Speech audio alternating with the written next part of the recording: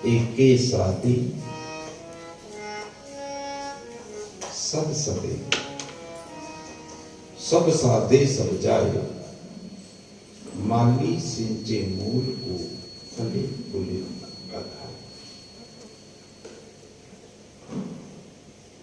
मनुष्य का जीवन जैसा हो सकता है, मनुष्य जीवन में जो पा सकता है, मनुष्य जीवन पाने के लिए पैदा होता है, वे ही उससे छूट जाता है, वे ही उसे नहीं मिल पाता। क्या ऐसे जीवन को हम जीवन के ही? यही मैं आपसे भी कहना चाहता हूं कि जिसे हम अब तक जीवन जानते रहे, वह जीवन नहीं है, वह एक निंद्रा है, एक तंद्रा है, एक मूर्छा है, एक दुख की लंबी कथा है, एक अर्थहीन खालीपन, एक मीनिंगलेस एम्प्टीनेस। यहां कुछ भी नहीं है हमारे हाथों में, जहां ना हमने कुछ जाना और ना कुछ जिया है। फिर वह जीवन कहां है जिसकी हम बात करते हैं? जीवन के उसी एक सूत्र पर कल मैंने बात की है, दूसरे सूत्र पर अभी हम बात करेंगे। दूसरे सूत्र को समझने के लिए एक बात समझ लेनी जरूरी है कि मनुष्य का जीवन भीतर से बाहर की तरफ आता है, बाहर से भीतर की तरफ नहीं। एक बीज में जब अंकुर आता है तो वह भीतर से आता है। अंकुर बड़ा होता है, उसमें पत्ते, फूल, टहनियां, फल लगते हैं। उस छोटे से बीज में एक बहुत बड़ा विशाल वृक्ष निकलता है, जिसके नीचे हजारों लोग विश्राम करते हैं। एक छोटे से बीज में इतना बड़ा वृक्ष छिपा है, लेकिन यह वृक्ष बाहर से नहीं आता है, यह भीतर से आता है, उस छोटे से बीज से आता है। जीवन भी छोटे से बीज से ही भीतर से बाहर की तरफ आता है, फैलता है। और हम सारे ही लोग जीवन को खोजते हैं बाहर। जीवन आता है भीतर से, फैलता है बाहर की तरफ। बाहर जीवन का विस्तार है, बाहर जीवन का केंद्र नहीं। जीवन की मूल ऊर्जा, जीवन का मूल स्रोत भीतर है और जीवन की शाखाएं बाहर। और हम सब जीवन को खोजते हैं बाहर, इसलिए जीवन से वंचित रह जाते हैं।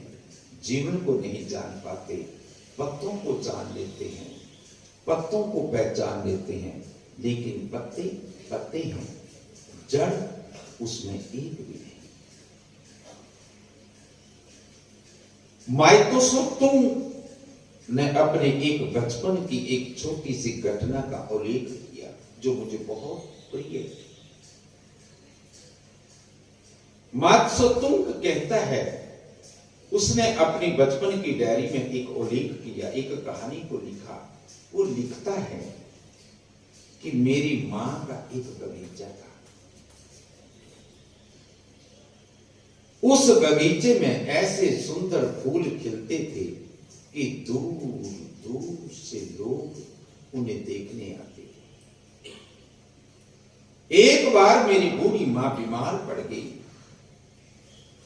वह बहुत चिंतित थी, अपनी बीमारी के लिए नहीं, बगीचे में खिले हुए फूलों के लिए कि बगीचों में खिले फूल कुमला न जाए, मुरझा न जाए। वह इतनी बीमार थी कि बिस्तर के बाहर नहीं निकल सकती थी। तो मातूम कहता कि मैंने मां को कहा, मां तुम घबराओ मत, मैं फिक्र कर लूंगा फूलों की, मैं फिक्र कर लूंगा बगीचे की, मैं फिक्र कर लूंगा पौधों की, कलियों की। और मैंने 15 दिनों तक फूलों की बहुत फिक्र की, एक एक पत्ते की धूल झाड़ी, एक एक पत्ते को पोंछा, एक एक पत्ते को साफ किया, एक एक पत्ते को संभाला, एक एक फूल की फिक्र की, एक एक पौधे के पास बैठकर मैंने प्रार्थनाएं की। लेकिन ना मालूम क्यों फूल मुरझाते गए, पत्ते सूखते गए और सारा बगीचा सूखता चला गया। 15 दिन के बाद मेरी बूढ़ी मां बाहर आई और बाहर आकर उसने देखा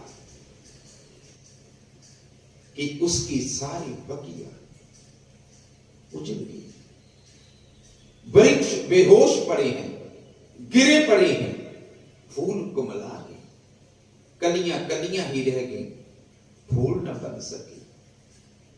मां पूछने लगी, पगले तू क्या करता रहा 15 दिन तक, सुबह से रात तक सोता भी नहीं था, ये क्या हुआ? जब मेरी मां ने ऐसा मेरी आंसू आ गए।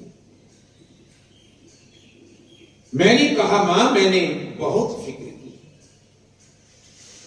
मैंने एक एक पत्ते की धूल को झाड़ा, मैंने एक एक फूल पर पानी छिड़का, मैंने एक एक पौधे को गले लगाया, आलिंगन किया, प्रेम किया,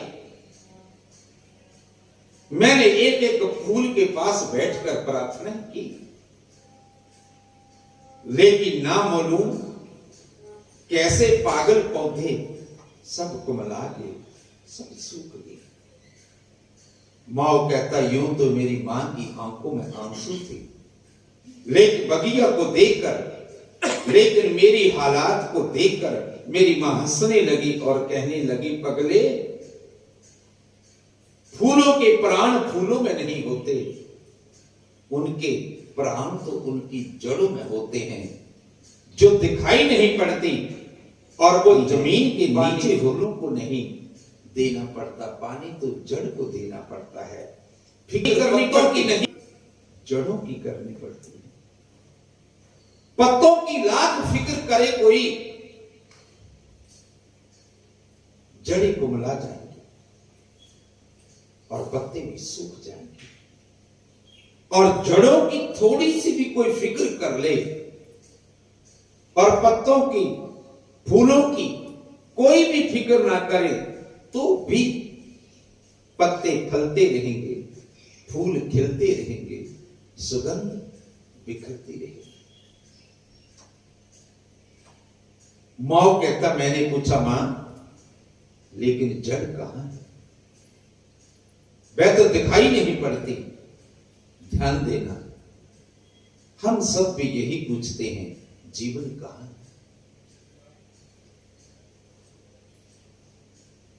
वह तो दिखाई नहीं पड़ता, वह बाहर नहीं छिपा है, वह अपने ही भीतर छिपा है, अपनी ही जड़ों में छिपा है। बाहर जहां दिखाई पड़ता है सब कुछ, वहां पत्ते हैं, शाखाएं हैं। भीतर जहां दिखाई नहीं पड़ता, जहां घोर अंधकार है, वहां जड़ें हैं, वहां जड़ है। तो दूसरा सूत्र समझ लेना जरूरी है, और वह यह है कि जीवन बाहर नहीं, भीतर है, विस्तार बाहर है, प्राण भीतर है। जीवन के प्राण भीतर है, विस्तार बाहर है। फूल बाहर खिलते हैं, जड़ें भीतर हैं। और जड़ों के संबंध में हम सब भूल गए।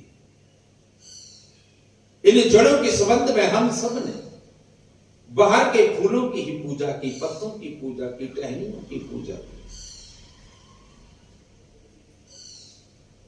मौत पर हम हंसेंगे कि नादान था वह लड़का बहुत, लेकिन क्या हम जानते हैं अपने बगीचे की जड़ को? क्या हम जानते हैं जीवन? मानव की माओ ने बचपन था, लड़का था, नादान था, भोला था। उसने अभी तुम्हारी तरह चालाकियां ना सीखी, संस्कार ना बने, कथाएं ना सुनी, ग्रंथ ना पढ़े हो, लेकिन क्या हम जानते हैं अपनी जड़ को? हम जानते हैं अपने जीवन को। और एक बात याद रखना, एक बार भी यदि आपको जड़ की भनक तक लग जाए,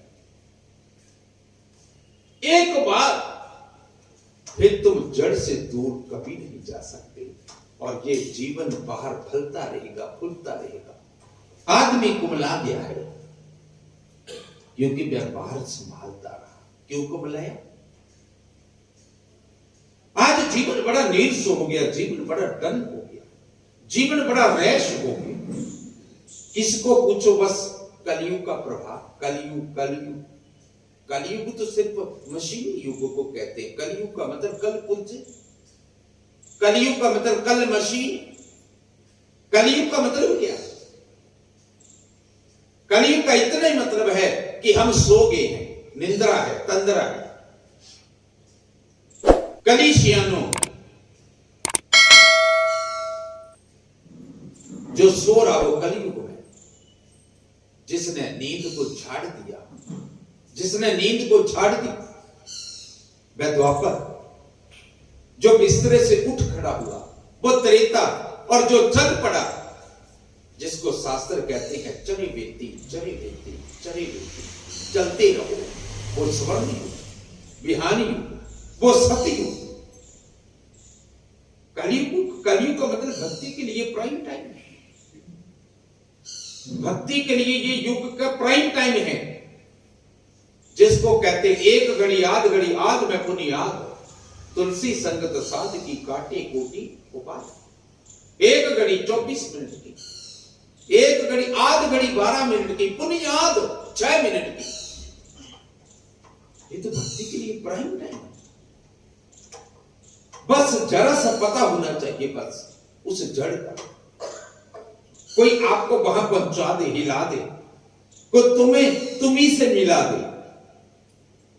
सत्संग का मतलब तुम्हें उस सत्य से परिचित करवा दे। सत्संग का मतलब तो यही होता है। ये अभी कथाएं चलेगी, महाभारत आएगा,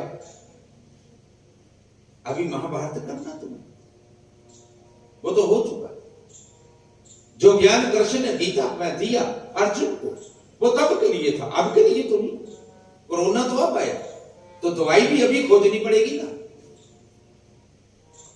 तब ये बीमारी नहीं थी, तो जो अब बीमारी है आई है, उसके लिए तो समय का वैद्य, समय का गुरु, समय का संत, समय का ग्रंथ, वो भी जीवित हो।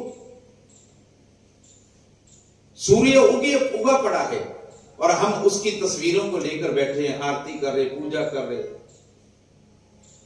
वो उगा पड़ा है,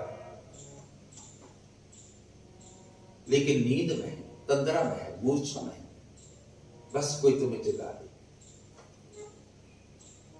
कोई तुम्हें अवेयर कर दे, अवेकनिंग कर दे, कोई तुम्हें तुम्हारी ही रिमेम्बरेंस आ जाए, जिसको मध्य युग के संतों ने कहा सुरती, और बुद्ध ने इसको कहा स्मृति, और ईसाई ने कहा रिमेम्बरेंस, क्रिश्चियन। रिमेम्बरेंस हो जाए, तुम्हें तुम्हारी ही स्मृति हो जाए, तुम्हें तुम्हारी ही याद आ जाए कि मैं क्या हूं, हु एम आई। प्रश्न एक ही है, संस्कृत में कहते कोहम, हु एम आई, कोहम, आवाज आया सोहम, पूछा कोहम, प्रश्न को उठाया, ज्वलंत किया, आवाज आया सोहम, श्वास। अब सोहम किसने दी, श्वास किसने दी, बस एक स्टेप बचा है, बाकी मुझे पता है। कई बार हम उस द्वार तक पहुंचे और फिर लौट आए, कई बार अनंत अनंत जन्मों की यात्रा हमारे पीछे पड़ी है। हम ने थोड़ी, जब ये देह नहीं थे तो भी हम थे, और जब ये देह ना रहेगी तो भी हम होंगे। ये तो पांच तत्वों का जोड़ है, संयोग है, ये बनता है बिखरता, बनता बिखरता है। क्या फर्क पड़ता है? लोगों को पूछ रहे कैसे हैं भाई, बस ठीक है। इतने नींद, इतने डंग, इतने जीवन को तुमने, जो जीवन में सुगंध थी उसने इतनी दुर्गंध बना दिया जीवन। कई कहते भगवान को कह रहे मुझे उठा ले, जैसे बड़ी कृपा कर रहे भगवान के ऊपर, तुम कि मुझे उठा ले। हद होगी। परिवारों में कलेश, झगड़े, ये वो, ये इसीलिए है क्योंकि तुम बाहर संभालते रहे और भीतर सड़ता रहा। बाहर पत्तों को इकट्ठा करते रहे और वृक्ष सूखता चला गया। और सूखने से पहले तो जड़ को जान लेना था, जीवन को जान लेना था, प्रेम को जान लेना था, सत्य को जान लेना था, आनंद को जान लेना था, ब्रह्म को जान लेना था, और मिथ्या को छोड़ देना था, जिसको हमारे आदि शंकराचार्य कहते ब्रह्म सत्य जगन नित्य, जिसको वेदों ने कहा ओम खम ब्रह्म। स्वामी महर्षि दयानंद सरस्वती, ओम खम ब्रह्म।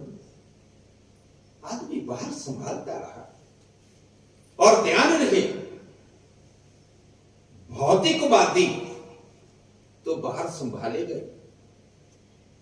भौतिकवादी मानो, भौतिकवादी का मतलब बाहर वाला ग्रस्त। भौतिकवादी तो बाहर संभाले गए क्योंकि वह भीतर नहीं मानता। लेकिन बात तो जहां खतरा पैदा हो जाता है कि तुम्हारा अध्यात्मवादी भी सारी यही चेष्टा कर रहा है, वो भी बाहर ही कर रहा है, बाहर ही संभाल रहा है। वह भी कहता है बाहर, ध्यान देने वाली बात,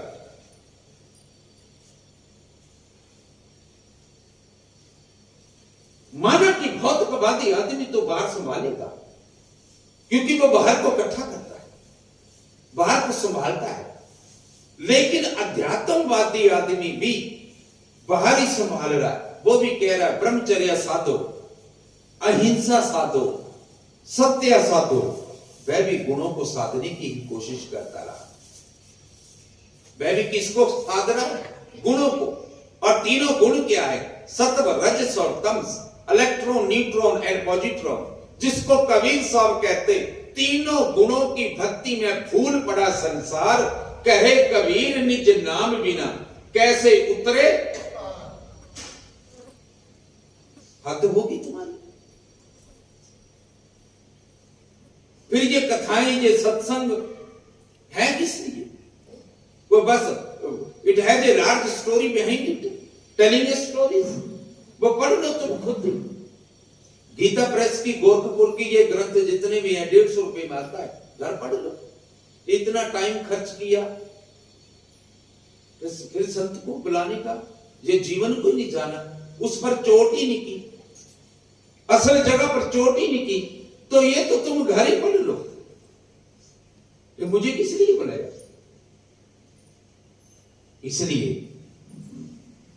यदि जिस लिए मैं आया हूं उस लिए आप नहीं आए हैं, तो हमारा ये मिलना, हमारी ये मौजूदगी ऐसे हो जाएगी जैसे मेले में बहुत